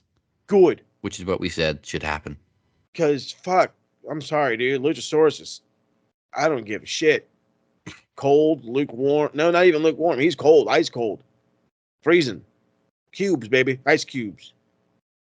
He's got nothing. He should have done a bit more damage to Jungle Boy. He fell to Jungle Boy a little too easy Tad easy. for us to take him seriously as this big monstrous heel now. And then they've done nothing to help build him as a big, strong monster heel. So this is where we're at. And we said last week that at least Christian Cage has fucking name value. You know what I mean? Yeah. And using your name value in this gimmick with Wardlow is going to be helpful. Now, if fucking Wardlow fucking loses, I swear to God, dude, I'll be done with it. I'm done with him if that's what happens. And I'm already on thin ice with Wardlow because it's just, you had to bring it back Arn Anderson. You had to beg Arn, probably had to beg poor Arn to go back out there with somebody. You had to beg Arn to take care of this kid. And he's doing the best he fucking can. And it's kid's a work, man. He's a work in progress. And we thought he had it all. We thought, but we thought you could give him the Goldberg treatment. You can't. You can't. I think his biggest problem is he's been too well protected every time he's had the title. Like chasing the TNT title, he's facing guys like Samoa Joe. Yeah. And fucking other big guys. And then as soon as he wins a title, it's just random little jobbers every week. Why? Yep. Nerd mode. Oh, this guy from your city. You've got all these motherfuckers on Dark and Elevation, which apparently is going away, by the way, that could show up on your show and get squat. I mean, if you still want to have them fucking squat, at least do it by motherfuckers. You know what I mean? Motherfuckers with a goddamn AEW record and the whole everything. You know, at least do it like that. At least make it like Goldberg. Yeah. Not give me some fucking dork off the street. Kill your roster. You're able to do it with your women's division. You can do it with your women's division with Jade. Why not do it with Wardlow right now with this? Again, I'm not saying if that, to do that, but if that is your direction, then that's the better direction to go. Yeah, and not just the booking of his opponents. Like, he's lost the title twice already. This is his third time as TNT champion in, I want to say, a year or two. Under 2 years. I want to say about a year and a half. And both those first reigns weren't very long. No, they were short. And the second one was you knew momentum died with him. And it was like, huh? And then you lose to Samoa Joe. I want to say, did he lose once or twice to Samoa Joe? No, once. When he lost to Samoa Joe, it was like, well, okay. That was pretty. It was Hobbs who lost it to the second time, right? And then won it back. That sounds about right. Yes. Has to be, yeah. That sounds right. Because that's when they broke into his car and all that other shit. And yeah, they actually lost to Hobbs. That's right. And then they tried to build Hobbs. And then they did the same thing with Hobbs that they did with Wardlow. They got jobbers and they said, go out there and get fed. But they did it on fucking Rampage. So then it was another wasted fucking whole thing. You had the TNT champion not on TNT. Same thing with the TBS. And again, another thing we say all the fucking time. And it's just and they did it again last night when they were running through the Rampage card. They're like, Jade's gonna be on Rampage. Why is she not on tonight? She's the TBS champion. And I yelled that at my television. She is the TBS champion. Not TNT, TBS, which is where Dynamite is. Why isn't she on Dynamite? It's your A show. Which is always on the B show. If Jamie Hayter ain't wrestling, why can't she wrestle on that show? Yeah, Jamie was only on TV for like a minute this week. Why can't you have both titles on both shows? What's the problem? You tape them on the same night? I Come mean, on, TK. if this brand split is actually a thing that they're going to do when Collision Oh. starts, then It's a fucking thing, bud. Oh, it's a thing. And the only fucking reason why it's a thing is because of goddamn Pepsi Phil. And so people don't have to work with them. But I like a brand split. They got, like we keep saying, a bloated roster anyway. They got plenty of champions to split between the shows. And like we said, they're ending Dark and Elevation because Warner want all AEW free content on their TV show, on their network. On their network, which is I think good step sign. one is a great sign. Step one for a streaming deal. Before you know it, we're gonna get AEW on the whatever goddamn streaming site Max. they have. Is it Max? HBO Max. There you go. HBO Discovery, I think it's Max, yeah. Which was the end goal to begin with. Max is all elite. But yeah, I think we're going to find out in the next couple of weeks anyway exactly what's happening. When they get closer to Chicago again. There's a spoiler alert for you. But yeah, Ricky Starks, like we said, beat Juice. Little reaction. They didn't give a shit. No. And what's with Jay White turning the fucking Magnum PI? I don't question many things Jay White does, but I don't know. That was I don't know. The fucking goddamn jackets. I don't know. I don't ask him about his jackets. That's just not my thing. I do know that I need them to really stop calling them Bullet Club Gold. Like I don't like. I'd much rather you just call them the Bang Bang Gang. See, it makes everybody laugh all the time, but I'm like, bro, that's my god. You know what I mean? I'd be that asshole that walks around in a shirt all day long. Bang Bang Gang. And just say it just like that. And then you have them Like a feud Mark with the Briscoe. Acclaimed and Billy Gunn. It's like you got the Acclaimed and Billy Gunn versus the Bang Bang Gang. Ho ho ho ho. Oh, scissor and banging. Here we Oh, go. the innuendos. Exactly. Think about it like that. Come on now. Think of the good old days. Even though Starks got the win, I think Juice put out a better showing in the match. Yeah, he was certainly all good. over Ricky. But it's good. nice to see Ricky still being pushed. Yeah, Ricky's got momentum behind him still, and people need to see that Juice is elite, and he's here for a reason.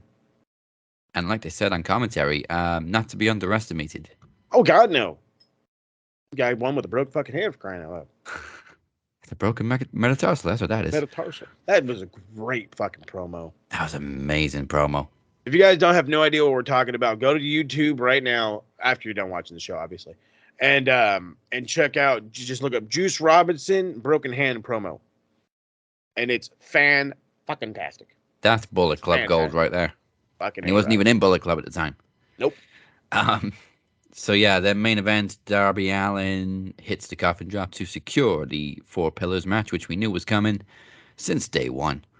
Even though they've been teasing one-on-one, it made more sense. Yeah.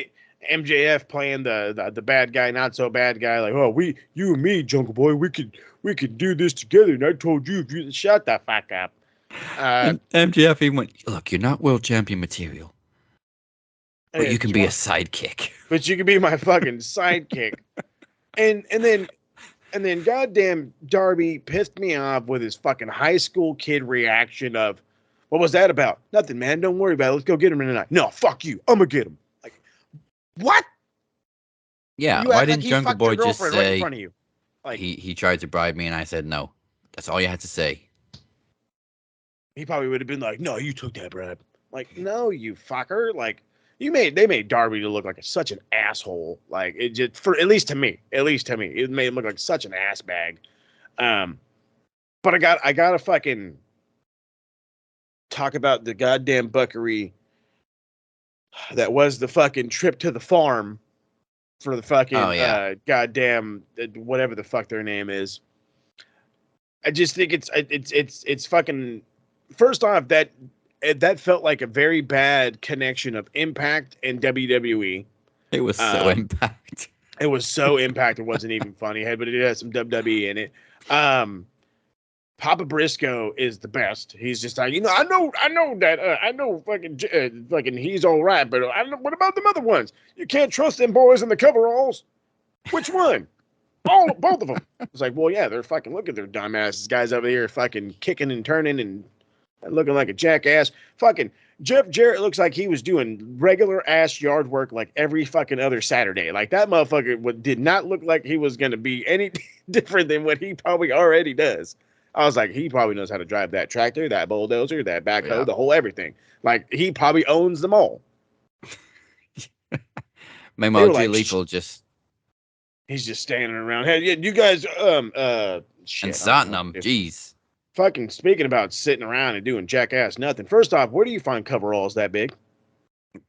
I need to know that right now. Where do you find coveralls that big? Did you have to like combine two of them together to make that one? Because Jesus Christ, that's a big motherfucker. I just that whole little segment killed me. Just for them to say like they're challenging FTR for a tag title shot at the pay-per-view, and it makes me worry. It makes me worry because they've been pushing Jeff a little too much. And I really, really don't need to see him with gold. Hopefully it's the old school booking, like, so Jay beat Cash, I think, and Jarrett beat Dax. Yeah. So now FTR get the win back. Hopefully. But divided they fall, but together they kick ass. Yeah. Don't it's a excuse me. A red herring, as they say. Yeah, right. All right. That's pretty much all of AEW this week. Like we said, it wasn't a spectacular show, but it did its job building towards Double or Nothing, which 3 weeks and counting. Yeah, we're almost there. All right, let's find out who is this week's Geek of the Week.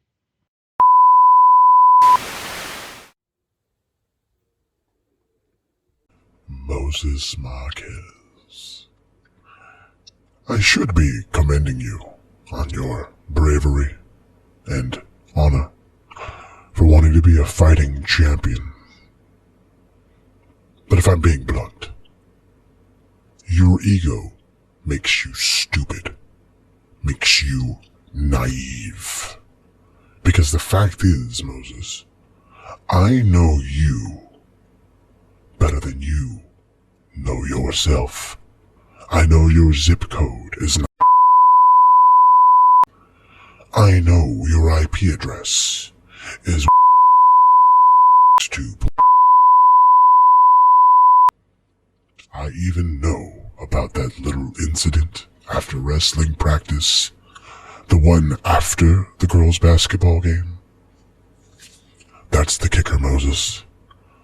I could be a former foe that you have faced here at Max Wrestling, somebody that maybe you've embarrassed in the past, or just maybe, I'm somebody you embarrassed years prior, back in high school, and for all you know, I am on a tear for revenge. Typical old Moses, left with more questions than answers. But at Full House, I get to make history off of your name again. See you there. But I bet you won't see me.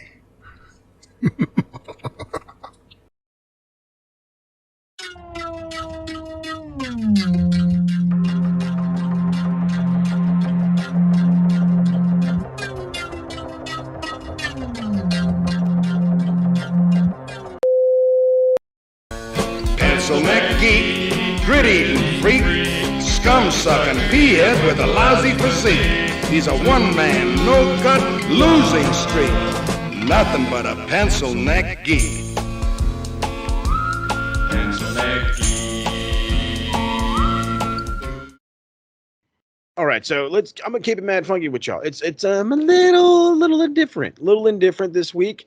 And the biggest reason why is this person makes a little bit of sense, but he also kind of puts his foot in his mouth. So, talking Jim Cornette, and he seems to do this a lot often. So he talked about the new WWE World Heavyweight Championship and how it was a title that was made for nothing. And with the exact segment right there, stop that sentence. I fucking 100% agree with you. They made it for the sake of making a belt.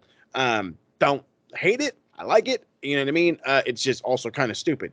But he did go on a tyrant, if you will, about interim titles. So you want to have an interim champion just so Roman's but this is what it is. And so the interim championship would make more sense if you had championships changing hands relatively often. Say somebody got hurt, somebody had to miss time due to whatever. Not my contract states I can only wrestle so many fucking days because I'm the tribal chief. That's where the differences begin and end right then and there, player. So the idea of an interim championship is fucking asinine because you can't make that work. However, you could make that work in AEW because they were willing to change the title around. You know, when people got hurt, okay, well, let's have an interim tournament and make it a fucking champion. That way, that champion could be defended. The championship could be defended, and when they're back from injury, it's not a big deal. Not, oh, when we finally decide to let Roman come back and wrestle, he's just going to beat the interim champion anyway. So his reign is just going to stockpile because these guys are just interim champions. They're not the actual champion. So you're making another excuse for Roman to fucking get to 2,000 days is what you're saying. You know what I mean? You're making excuses for them to do nothing and keep the Roman train going. Got it. How about no, bud? And, you know, you look at that belt as, again, it is 100% a consolation prize and it was made for nothing, but at least a brand has a championship. Yeah, because Roman's staying where he is on SmackDown now. And on his couch. I think we said there's no problem with having 2 world championships. We've talked about splitting the titles for months and months and months and months and months. I just think the timing is stupid because all you're doing is undercutting Roman after everybody's been chasing him for 2 years. If he loses the title, then you introduce a new world championship, fine. Yeah, they would make all the sense in the world. Like, it's finally time to separate these two. And boom, there you go. And there's your championship setup. Plus, but nope. Like we said you were going to do, first picks were going to be Roman and Cody, which means they were going to be on separate brands, so that fucks over your whole build towards Cody Roman too. And now you got to have Cody win the Rumble. Exactly. So, Cena 2.0. All right, then. That is Jim Cornette, your Geek of the Week. Now for this week's Bachelor of the Week. Come on.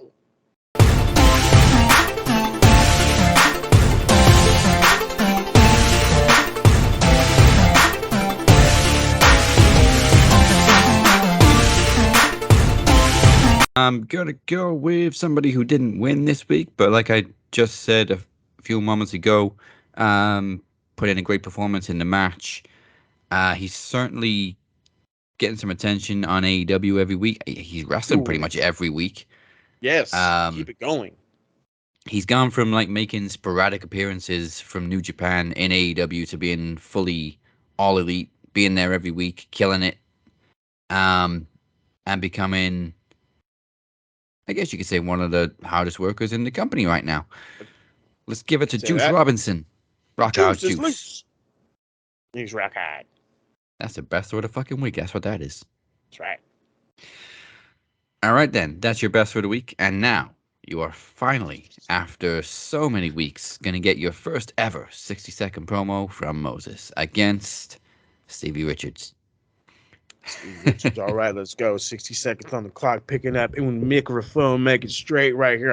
If I could bring it down like fucking goddamn Mr. Anderson, I would. All right, Stevie Richards, look at here, you fucking son of a bitch. First off, with your obscure wrestling all over the joint, heavyweight champion, my ass. The only reason you're heavyweight is because you're like 6'3", gangling looking son of a gun.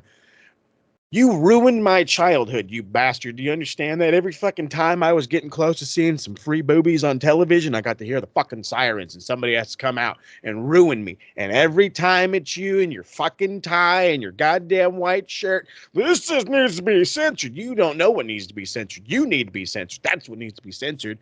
You ignored my childhood. You ignored the childhood of the masses. We were going to see some titties and you fucked it up. If I could change the Geek of the Year, it would be Stevie Richards. But just right now, I'm just going to cut this shit on you, and don't you ever, ever ruin another child's childhood ever again. The titties need to be set free. Yes. Kids today, you will never understand how much us 10-year-olds hated right to censor. If you ever wanted to break your TV as a 10-year-old, it's Stevie Richards' fault. Oh, jeez, Louis. And let me give you, those of you who are too young to remember, a hint of what that noise, I'm not even going to call it a theme song, noise was. It just was it's So like fucking being like the best mood ever and then have a buzzkill. That's what that sound is. It's just the buzzkill sound. Your whole fucking your day is going good. Now it's not. yeah. Once I get past the 10,000 fucking YouTube ads, Goddamn YouTube ads. Well, this motherfucker's been hot. and why Beers is everybody like, just uses buy it. premium. No. Well, whose money? With your money? You got some money? Well, give me some money. So, like Moses said, you're about to see some titties, and you hear this.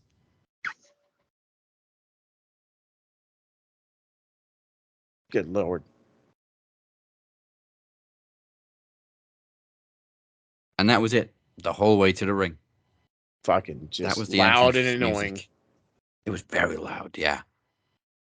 But it made him great heels. So Everybody hated him. fuck 'em. Well, thank you for spending your May the 4th with us. Before we go anywhere, here's what Moses has for you scruffy-looking nerf herders this week on the A to B of Retro Rewind.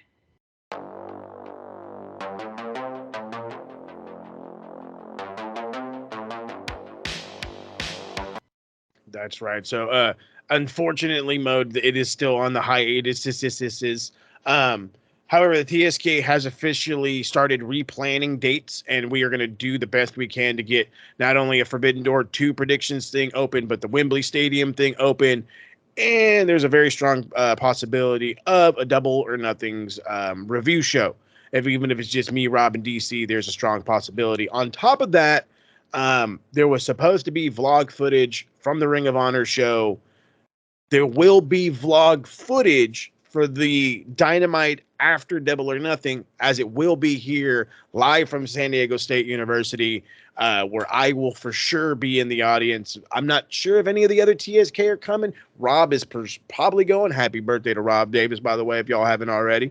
But I don't know about Harold and them, because the reality is I think they're going to go Double or Nothing. So lots of stuff should be coming, but the only way to find out for damn sure is to make sure that you're checking out all the socials. And you can find us on the evil Twitter machine at Max Wrestling UK, at the Captain 512, and at SMR Podnet. And of course, please check out the beautifully done website, maxwrestlingnet.weebly.com. And do not forget to hit that subscribe button, the follow button, Facebook, Twitter, Instagram, YouTube, TikTok, the whole nine. TikTok's growing. YouTube is growing. I said tic-tacking.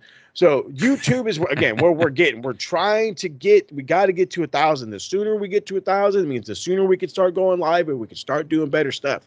So that's where we want to be. We want to be doing this show live every Thursday on YouTube for the listening masses. Hell, maybe we want to go live for some Q&A. Just want to see how y'all feel. But we got to get there with your help. Tell your friends, tell your family, log on, make multiple YouTube accounts, and subscribe to Max Wrestling. Yeah, all you damn kids on the TikTok. Doing it. And with that said, join us next week for Backlash Aftermath and the official new rosters begin in WWE. Plus, we edge even closer to Double or Nothing and Full House. Go. You've been watching the Cap and Mo. Goodbye. Mwah. And may the 4th be with you.